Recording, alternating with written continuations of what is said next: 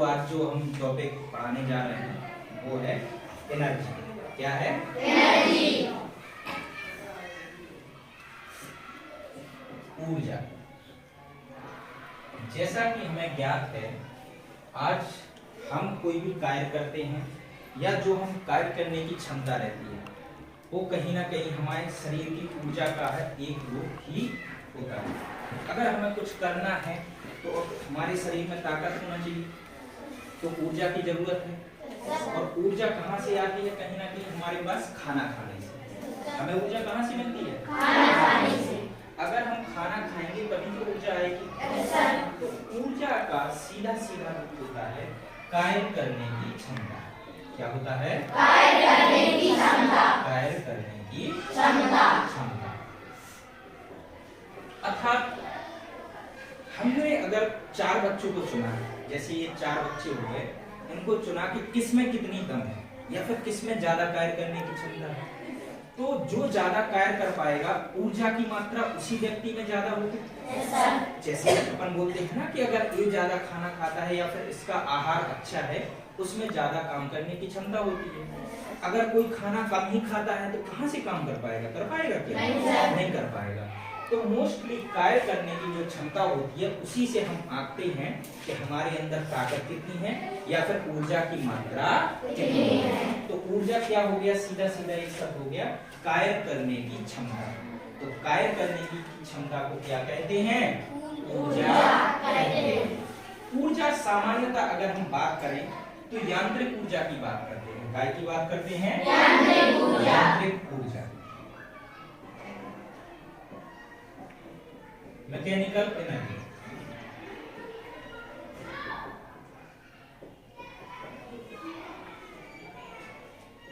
अब यांत्रिक ऊर्जा क्या होती है? जैसे कई चीजें व्यवस्थित हैं, हम चल रहे हैं, तो अगर हम जो चल रहे हैं ये क्या है? यांत्रिक ऊर्जा। आप बैठे हो, ये भी कहीं ना कहीं क्या है? यांत्रिक ऊर्जा। तो कोई भी ऊर्जा या कोई भी पदार्थ है या तुम्हारा कण है पृथ्वी पर स्थित है, तो अगर वो गतिज अवस्था में है या स्थिर अवस्था में है तो उसकी स्थिति या गति के कारण जो भी उसमें ऊर्जा होती है उसको क्या कहते हैं? हम यांत्रिक ऊर्जा कहते हैं। जैसे अगर एक किताब रखी है तो ये किताब क्या है? कहीं ना कहीं इसमें क्या है? ऊर्जा है। अगर हम इसको बोले कि ये अपने आप हिल जाएगी क्या? तो नहीं हिलेगी। लेकिन अगर हम इसमें बाह्य बल लगाते हैं, कहीं ना कहीं देखो हमने अगर इसको टच किया, ये खिसक गई, तो हमने कहीं ना कहीं अपने हाथ के माध्यम से इसमें बल लगाया। बल क्या हो गया? Force, air. अगर हमने बल लगाया तो बल के द्वारा इसको खिसकाने में कोई कार्य हुआ? कार्य हुआ है ना, क्योंकि कार्य होता है बल गुणे विस्थापन। बल गुणे विस्थापन। और अगर हमने इसमें बल लगाया तो ये खिसक गई, खिसकी कि नहीं खिसकी? अगर खिसकी है तो कोई ना कोई कार्य हो गया। कार्य यही हो गया कि किताब को खिसका दिया। एक काम हुआ ना, अभी छोटा सा हुआ है लेकिन एक कार्य है। तो ये कार्य करने में जो भी हमारा कार्य हुआ है इसको भी क्या कार्य की जरूरत पड़ती है? जरूरत पड़ती है। ठीक है। अगर हम इसको मुख्य रूप से भाग में बांटें तो यांत्रिक ऊर्जा 2 प्रकार की होती है। कितने प्रकार की? 2 प्रकार की। पहली होती है स्थितिज ऊर्जा,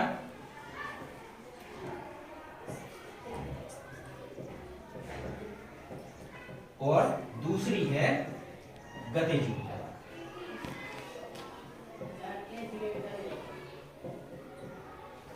स्थितिज ऊर्जा नाम से ही हमें पता चल रहा, पोटेंशियल एनर्जी।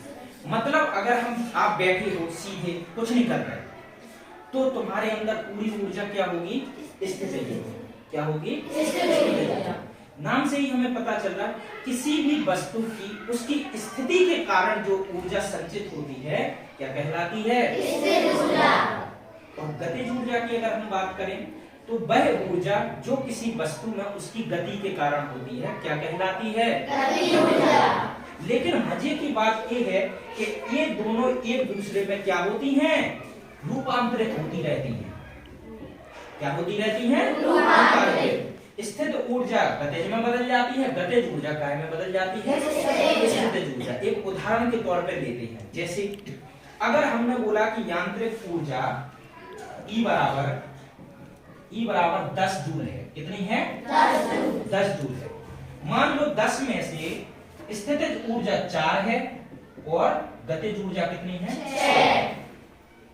अब हम सीधे खड़े हो गए, सीधे खड़े, तो क्या हम चल रहे हैं? नहीं चल रहे हैं। सीधे हैं, सीधे स्थित हैं, तो कौन सी ऊर्जा होगी? स्थितिज ऊर्जा। कौन सी होगी बेटा? स्थितिज ऊर्जा। तो स्थितिज ऊर्जा पूरी की पूरी 10 ये क्या कहलाएगी? स्थितिज ऊर्जा। अब हमने एक कदम आगे बढ़ाया, एक कदम आगे बढ़ाया, हमने गति की, अब हम चल रहे हैं, चल रहे हैं फिर रुक गए, चल रहे हैं फिर रुक गए। अब मान लो हम सीधे चल रहे हैं निरंतर, तो अब हमारे अंदर कौन सी ऊर्जा होगी? गतिज ऊर्जा। और जो संपूर्ण स्थितिज ऊर्जा जो 10 थी वो संपूर्ण क्या हो जाएगी? फिर पूरी 10 की 10 गतिज ऊर्जा हो जाएगी। पूरी ऊर्जा क्या हो जाएगी? 10 की 10 गतिज ऊर्जा हो जाएगी। अब लेकर हम रुक रुक के चल रहे हैं, रुक गए अब चल दिया, रुक गए अब चल दिया। तो इसमें क्या हो जाता है? बढ़ जाती है, कुछ ऊर्जा स्थितिज हो जाएगी और कुछ गतिज हो जाएगी। यहीं से एक सिद्धांत फिर निकल के आता है, ऊर्जा संरक्षण का सिद्धांत। क्या आता है? ऊर्जा संरक्षण का सिद्धांत। Energy neither be created nor be destroyed, it can be change into one form to another. ऊर्जा ना ही उत्पन्न की जा सकती है, ना ही नष्ट की जा सकती है। ऊर्जा को सिर्फ एक रूप से दूसरे रूप में रूपांतरित किया जा सकता है। वही तो हम देख रहे हैं। क्या हम कहीं और से ऊर्जा ला रहे? 10 की हमारे पास 10 ही तो है, 10 की 10 है, तो इसी का रूप तो इधर उधर हो रहा है। कहीं 4 हो गया, कहीं 6 हो गया, कभी यहाँ पे 2 हो गया, कभी 8 हो जाएगा। अब हम तेज तेज चलने लगे तो पूरी की पूरी क्या हो जाएगी? 10 हो जाएगी। तो क्या हमने इसमें परिवर्तन किया है? तो ऊर्जा हमेशा क्या रहती है? संरक्षित रहती है। क्या रहती है बेटा? जैसे ये पूरा ब्रह्मांड है, तो पूरे ब्रह्मांड की ऊर्जा क्या है? संरक्षित है। अब अगर हमें बोलना है तो बोले अगर हम, तो गति हो रही है, कंपन हुआ तो कंपन ऊर्जा आ जाती है। ऑसिलेटरी मोशन के माध्यम से अगर हवा निकली तभी तो आवाज आती है। क्या अंदर से हवा नहीं आएगी तो आवाज आएगी क्या? मुंह बंद कर दो, हवा बाहर नहीं आनी तो क्या बोल पाओगे? वो भी एक प्रकार का क्या है? हमारी ऊर्जा का स्थानांतरण। कई प्रकार के स्थानांतरण होते हैं, ऊर्जा के प्रकार भी होते हैं, जो कि हम अगली क्लास में पढ़ेंगे। फिलहाल के लिए इतना है। एक बार रिव्यू करते हैं। आज हमने क्या पढ़ा? ऊर्जा। ऊर्जा क्या है? कार्य करने की क्षमता। इसके अलावा ऊर्जा, यांत्रिक ऊर्जा 2 प्रकार की होती है, मुख्यतः स्थितिज ऊर्जा और गतिज ऊर्जा।